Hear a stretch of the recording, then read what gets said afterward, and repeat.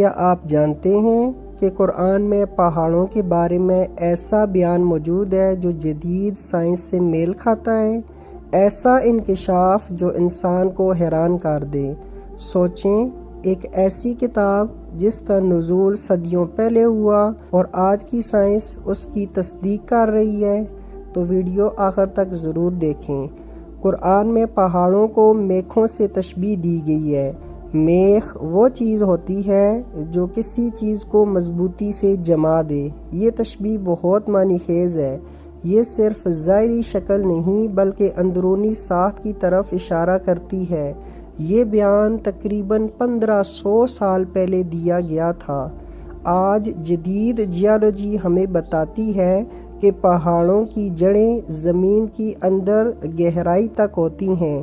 وہ صرف اوپر سے بلند نہیں ہوتی بلکہ نیچے بھی مضبوط بنیاد رکھتی ہیں، بالکل ایک میخ کی طرح جو کسی چیز کو مضبوطی سے جما دیتی ہے۔ سائنسدانوں کے مطابق پہاڑ زمین کی تہوں کو مستحکم رکھنے میں کردار ادا کرتے ہیں۔ وہ زمین کی پلیٹس کو بیلنس کرنے میں مدد دیتے ہیں۔ یہ عمل ہزاروں سال تک سمجھ میں نہیں آیا، لیکن قرآن میں اس کی طرف اشارہ پہلے سے موجود تھا اور یہ بات تقریباً 1500 سال پہلے بیان کی گئی تھی۔ اس زمانے میں نہ کوئی سیٹلائٹ تھی، نہ جدید آلات، نہ زمین کی تہوں کو ناپنے کی ٹیکنالوجی، پھر بھی یہ حقیقت بیان کی گئی۔ کیا یہ غور کرنے والی بات نہیں؟ قرآن انسان کو بار بار سوچنے کی دعوت دیتا ہے۔ قرآن کی نشانیوں پر غور کرنے کا حکم دیتا ہے۔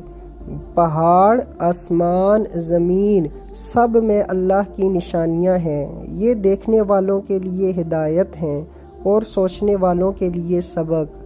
آج جب سائنس ترقی کر چکی ہے، نئی نئی تخلیقات سامنے آ رہی ہیں، تو ہمیں قرآن کی آیات پر مزید غور کرنا چاہیے، کیونکہ ہر دور میں اس کی سچائی نمایاں ہوتی ہے اور وقت کے ساتھ ساتھ مزید واضح ہوتی جاتی ہے۔ یہ صرف ایک مثال ہے۔ قرآن میں اور بھی کئی سائنسی اشارے موجود ہیں جو تحقیق کے دروازے کھولتے ہیں، ایمان کو مضبوط کرتے ہیں اور انسان کو سوچنے پر مجبور کرتے ہیں۔ اصل مقصد صرف معلومات دینا نہیں بلکہ دلوں کو بیدار کرنا ہے، تاکہ ہم اپنی زندگی کو بہتر بنا سکیں اور اللہ کی قدرت کو پہچان سکیں۔ یہی حقیقی کامیابی ہے۔ اگر آپ کو یہ معلومات پسند آئی ہوں تو ہمارے چینل اسلامک ورلڈ کو ضرور سبسکرائب کریں، ویڈیو کو لائک اور شیئر کریں تاکہ مزید لوگ بھی فائدہ اٹھا سکیں۔ جزاک اللہ۔